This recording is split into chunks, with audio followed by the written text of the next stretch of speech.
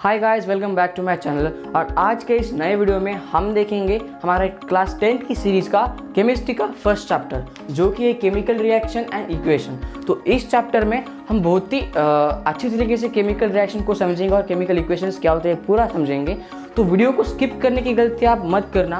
और अगर आप हमारे चैनल पर नए आए तो चैनल को सब्सक्राइब करके बाजू के बेल आइकन को प्रेस कीजिए और साथ ही साथ वीडियो अच्छी लगती तो वीडियो को लाइक कीजिए। तो चलिए दोस्तों, बिना किसी तरीके आज के इस वीडियो को शुरू करते हैं।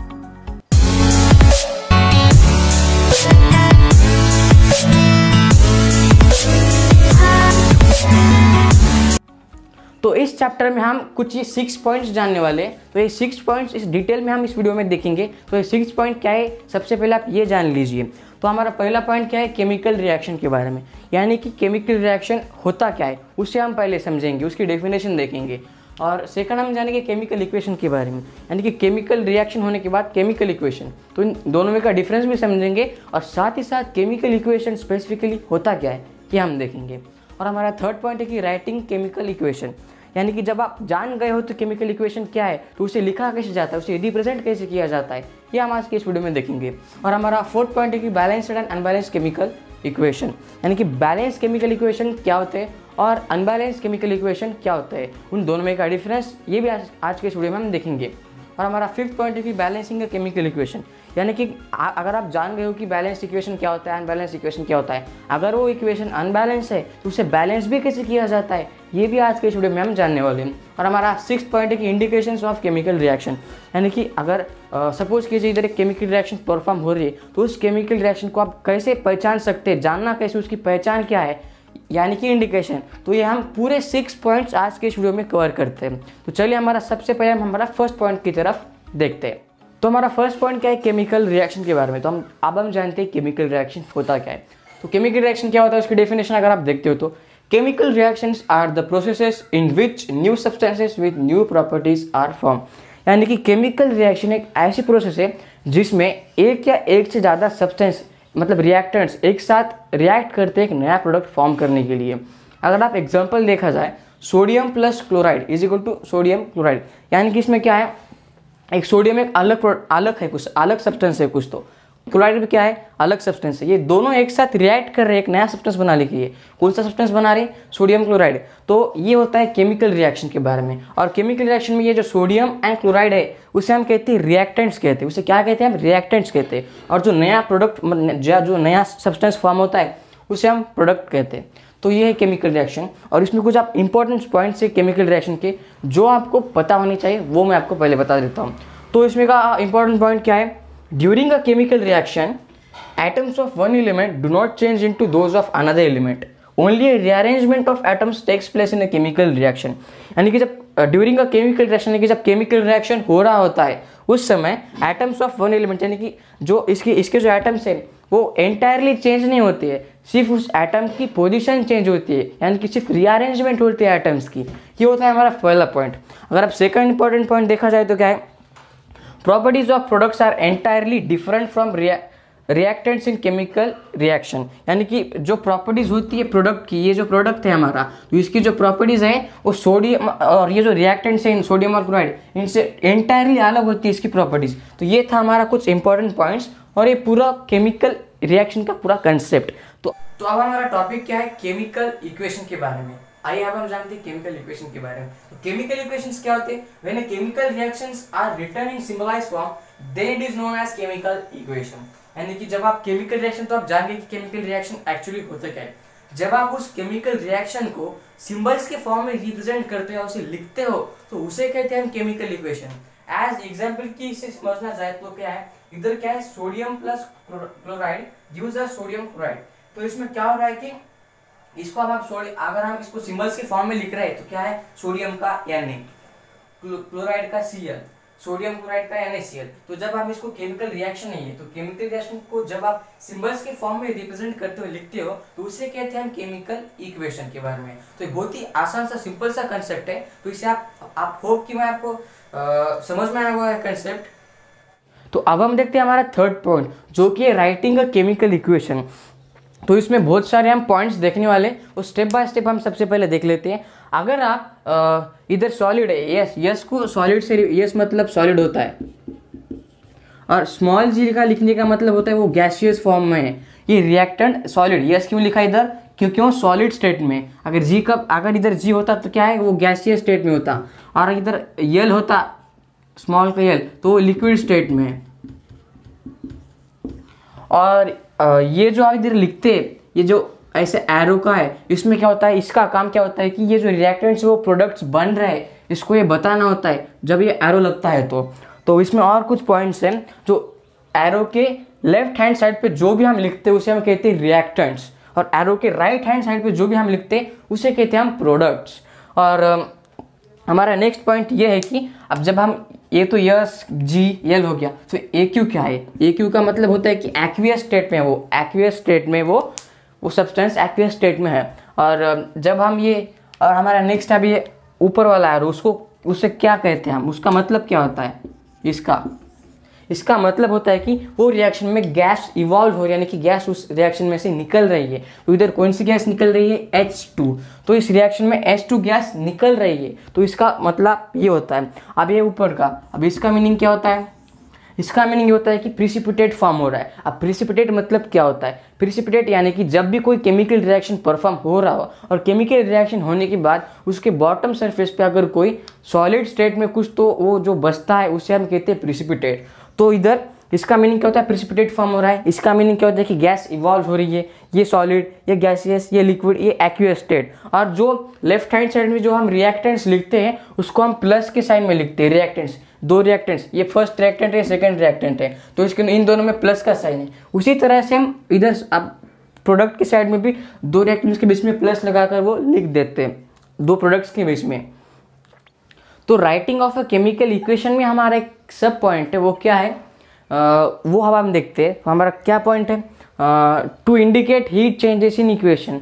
अगर आपको कोई इक्वेशन में हीट चेंज हो रही है, चेंज होना मतलब एक तो हीट बाहर निकलना या तो हीट एब्जॉर्ब होना, तो ये हम देखने वाले हैं इसमें। तो फर्स्ट क्या है हमारा, एक्सोथर्मिक रिएक्शन। तो आपको नाम से ही पता होता है एक्सो का मतलब क्या, बाहर निकलना, एक्सो मतलब बाहर निकलना। तो उस तरह से इसमें क्या होता है कि हीट बाहर निकलती है। उसको डेफिनेशन से देखा जाए तो क्या है, those reactions in which heat is released are known as exothermic reaction. तो जैसे कि मैंने आपको बोल दिया कि उसमें क्या होता है कि हीट रिएक्शन में से बाहर निकलती है। एग्जाम्पल देखा जाए तो CH4, वो जो कि गैसियस स्टेट में CH4 plus O2 gives us CO2 plus heat. इधर क्या है, हीट है, क्या हो रहा है, हीट बाहर निकल रही है। एक्सपेल मतलब वो एक्सो मतलब क्या है, बाहर निकलना हीट का, तो ये होता है एक्सोथर्मिक रिएक्शन। अब हम देखते हैं हमारा सेकंड जो कि एंडोथर्मिक। एंडो का मतलब क्या होता है कि एब्जॉर्ब करना, एंडो मतलब क्या, एब्जॉर्ब करना। जो रिएक्शन हीट को एब्जॉर्ब करते हैं उसे हम कहते हैं एंडोथर्मिक रिएक्शन। डेफिनेशन देखा जाए तो those reaction in which heat is absorb are known as endothermic reaction. For example N2 plus O2 plus heat gives us 2NO। इधर क्या हो रहा है, हीट एब्जॉर्ब हो रही है, ये जो रिएक्टेंट्स है उनके साथ हीट एब्जॉर्ब हो रही है, और जो हीट एब्जॉर्ब होकर एक नया प्रोडक्ट बना रही है। इधर हीट एब्जॉर्ब हो रही है, उधर एक मतलब वो बाहर निकल रही है। तो ये होता है एक्सोथर्मिक एंड एंडोथर्मिक रिएक्शंस के बारे में, जो कि writing of a chemical equation में ही थोड़ा सब पॉइंट है। तो दोस्तों अब हम देखते हैं हमारा फोर्थ पॉइंट। तो फोर्थ पॉइंट कौन सा है, balance and unbalanced chemical equations. तो बैलेंस इक्वेशन क्या होते हैं और अनबैलेंस्ड केमिकल इक्वेशन क्या होते हैं, वो हम एक एग्जाम्पल की मदद से हम समझेंगे। तो सबसे पहले हम समझेंगे हमारा ये एग्जाम्पल Zn यानी कि zinc plus H2SO4 gives us ZnSO4 plus H2। इधर क्या है हमारा पहला आइटम कौन सा है, मतलब जिंक है। तो इधर कितने, एक जिंक है, कुछ नहीं, इधर नंबर नहीं दिया मतलब एक जिंक है। तो इधर कितने हैं, इधर भी एक है, फर्स्ट एक ही है। तो इधर बैलेंस यानी कि इधर जितने आइटम्स होने चाहिए उधर उतने आइटम्स होने चाहिए। तो उसी तरह से इधर एक जिंक है, इधर एक जिंक है, ओके। अब हम देखते हैं हाइड्रोजन के बारे में, H2। इधर H की कितना है, 2 है, इधर H के 2 है, ओके। फिर क्या आता है SO4, इससे क्या आता है सोडियम। सोडियम के कितने, इधर एक है, इधर एक है, ओके। ऑक्सीजन कितने, इधर 4 है, उधर 4 है, ओके। इधर क्या वो बैलेंस हो रहा है, ये क्या करता है, law of conservation of mass को फॉलो करता है। इधर यानी कि इधर जितने आइटम्स होने चाहिए उधर उतने आइटम्स प्रोडक्ट के साइड में होने चाहिए, तो उसे कहते हैं हम बैलेंस केमिकल इक्वेशन। अगर हम अनबैलेंस केमिकल इक्वेशन की बात करें तो सेकंड एग्जांपल है हमारे पास, इसमें क्या है H2, H के कितने मॉलिक्यूल्स है, हाइड्रोजन के 2 है, इधर कितने 2 है, ओके। सेकंड क्या है ऑक्सीजन के, ऑक्सीजन की इधर कितने 2 है, इधर कितने 1 है। ये बैलेंस नहीं है। अभी ऊपर क्या देखा था, जितने इधर है उतने उधर है, मगर इसमें क्या है, इधर H2 है, ओके, मगर ऑक्सीजन की इधर 2 है, मगर ऑक्सीजन का इधर 1 है। तो इसे हम कहते हैं अनबैलेंस केमिकल इक्वेशंस। तो अब हम देखते हैं बैलेंसिंग केमिकल इक्वेशन। जो केमिकल इक्वेशंस बैलेंस नहीं होते उसे बैलेंस कैसे किया जाता है ये हम सीखते हैं अभी। तो उसके लिए आपको कुछ 4 चीज़ों की ज़रूरत लगेगी, आपको पता होना चाहिए। तो सबसे पहला है मेटल्स, दूसरी चीज़ है नॉन मेटल्स, थर्ड है हाइड्रोजन, सॉरी हाइड्रोजन नहीं, ऑक्सीजन की जरूरत लगेगी, हाइड्रोजन आपको लास्ट में लगेगा। आपको थर्ड चीज लगेगी ऑक्सीजन और आपको फोर्थ लगेगा हाइड्रोजन। तो इन 4 चीजें आपको पता होनी चाहिए। तो उसको बैलेंस कैसे करते हैं मेथड आपको मैं करके बताता हूँ। तो इस मेथड में आपको, जैसे कि मैंने कुछ देर पहले आपको बता दिया था कि आपको metals, non metals, oxygen and hydrogen ये आपको पता होनी चाहिए, मैंने बोला था। तो सबसे पहले इधर आप मेटल कौन सा आपको ढूंढना पड़ेगा। तो मेटल ढूंढने के लिए इधर एल्यूमिनियम फर्स्ट मेटल, कार्बन है, कार्बन क्या है नॉन मेटल है, और हाइड्रोजन और ऑक्सीजन को आपको सेपरेट रखना होता है, उसको मेटल या नॉन मेटल में आपको कन्वर्ट नहीं करना होता है, उसको कंसिडर नहीं करना होता है। तो सबसे पहले इधर मेटल कौन सा है, एल्यूमिनियम। तो एल्यूमिनियम के कितने हैं, इधर 4 है, इधर कितने हैं, 1 है, तो आपको इधर 4 करना पड़ेगा। हम इसको इधर 4 कर देते हैं। अभी हो गया मेटल। अब बारी है नॉन मेटल की। अब नॉन मेटल कौन सा, इधर कार्बन, कार्बन कितने 3, इधर कितने 1, इधर 3। फिर से और एक स्टेप रिपीट करनी है। क्या देखना है, एल्यूमिनियम मेटल देखना है, मेटल कितने 4, ये 4, फिर नॉन मेटल 3। अब नेक्स्ट स्टेप आती है हमारी ऑक्सीजन के बारे में। इधर कितने ऑक्सीजन, इधर 1 ही ऑक्सीजन है, इधर कितने, ये 3 और 3 ये 4, 3 × 4 कितना आता है, 12 आता है। कितने ऑक्सीजन है, 12 ऑक्सीजन है इधर, और इधर कितने 1 है, तो आपको इधर 12 करना होगा।